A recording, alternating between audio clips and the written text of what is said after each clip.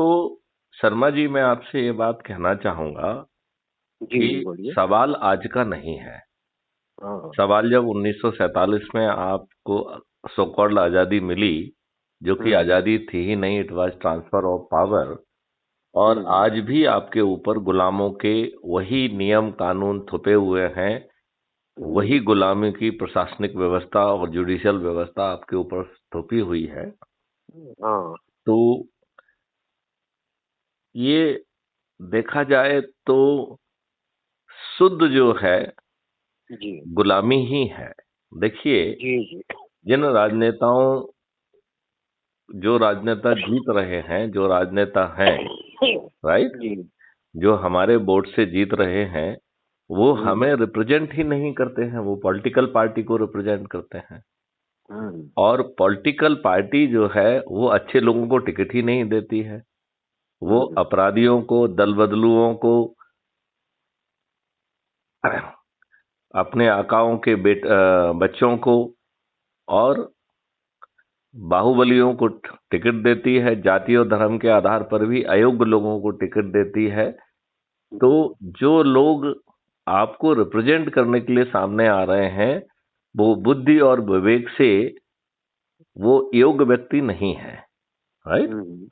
हम्म। अभी भी जो आपका कहना चाहिए कि अ, अभी जो वर्तमान पार्लियामेंट है 2019 से 24 वाला, इसके हाँ। 42% मेंबर ऑफ पार्लियामेंट के विरुद्ध आपराधिक रिकॉर्ड है।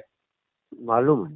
तो आप ये भी कह सकते हैं कि साहब, राजनीति में होते हैं तो कुछ ना कुछ ऑफेंस कायम हो ही जाते हैं। तो ये वो जी वाले जनाब। ऑफेंस नहीं है। इनके में से 29% के विरुद्ध तो बहुत ही जघन्य अपराध हैं: हत्या, डकैती, लूट, किडनैपिंग, बलात्कार। तो नहीं, वो सब मालूम है हमको। देखिए क्या है, ये सब जो आप कर रहे हो सब मैं जानता हूँ, और गुरु महाराज के आशीर्वाद से 1980 से लेके 1996 तक गुरु महाराज ने हम लोग से ये राजनीतिक मैदान में उतारा भी था हम लोग को। 96 में गुरु महाराज ने उसको होल्ड पे रखा, अच्छा। क्योंकि ये जो बीजेपी वाले हैं बहुत क्राइम कर रहे थे, लोगों को मरवा कटवा रहे थे सत्ता के लिए। हाँ हाँ। सत्ता के लिए ही उन्होंने अयोध्या में ढांचा गिराया, सत्ता के लिए हिंदू मुसलमान लड़ा रहे थे।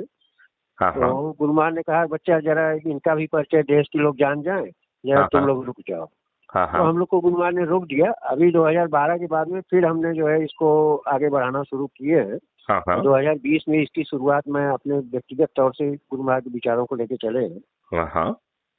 तो ये सब पूरा फार्मूला मालूम है, इनको हटाने का पूरा फार्मूला भी है अपने पास। हाँ हाँ। देखिए क्या है ना कि हम लोग बहुत से आज के तारीख में, जबकि अभी 2022 में 2000 पार्टियों का रजिस्ट्रेशन कैंसिल हुआ है, हाँ हाँ। उसके बावजूद भी 1200 पार्टियां हैं हाँ हाँ। जो कहते हैं कि हम पार्टी हैं। देखो, लेकिन ये पार्टी 5 साल तक तो करती है, जैसे इलेक्शन आता है ना तो किसी किसी पार्टी को फंड लेकर के उसको सपोर्टिंग में हो जाते हैं। देखो, मैं आपको एक चीज ये बताऊं। सिस्टम को पहले खत्म करना होगा कि भाई पहले उन सबका रजिस्ट्रेशन कैंसिल कर दिया जाए जो कि पार्टी नाम देते हैं।